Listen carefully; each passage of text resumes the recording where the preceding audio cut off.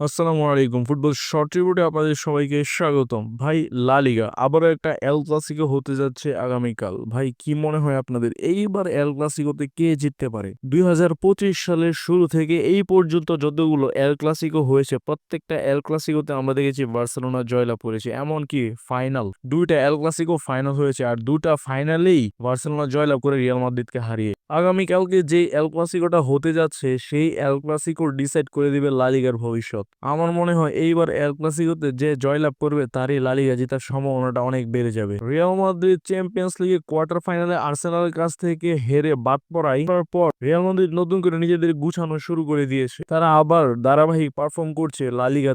Last কিছুদিন আগে inter মিলানের কাছে সেমিফাইনালে হেরে বার্সেলোনা বাদ হওয়ার পর বার্সেলোনার এটাই প্রথম ম্যাচ হতে যাচ্ছে। আর তাই বার্সেলোনা চাইবে এই ম্যাচটা যাতে তারাই উইন হয়, তারা ম্যাচটা উইন হয়ে লা লিগায় ধারাবাহিক হতে। পরপর ২-৩টা এল ক্লাসিকো হারার পর রিয়াল মাদ্রিদও চাইবে এই এল ক্লাসিকোটা যাতে রিয়াল মাদ্রিদ জিতে। তো আমরা সবাই অপেক্ষা করছি আরেকটা নতুন ফাইট দেখার জন্য, রিয়াল মাদ্রিদ ভার্সেস বার্সেলোনার ফাইট দেখার জন্য। নিঃসন্দেহে কোনো সন্দেহ ছাড়াই বলা যায় আজকের এল ক্লাসিকোটা খুবই দুর্দান্ত এবং খুবই রোমাঞ্চকর হতে যাচ্ছে। সো আপনাদের সবার কাছে আজকে অনুরোধ রইল আপনারা সবাই এল ক্লাসিকোটা দেখবেন। ভিডিও ভালো লেগে থাকলে শেয়ার করুন, পেজটিকে ফলো করুন এবং ইউটিউব চ্যানেলটিকে সাবস্ক্রাইব করুন। এতক্ষণ সাথে থাকার জন্য ধন্যবাদ সবাইকে, ভালো থাকবেন।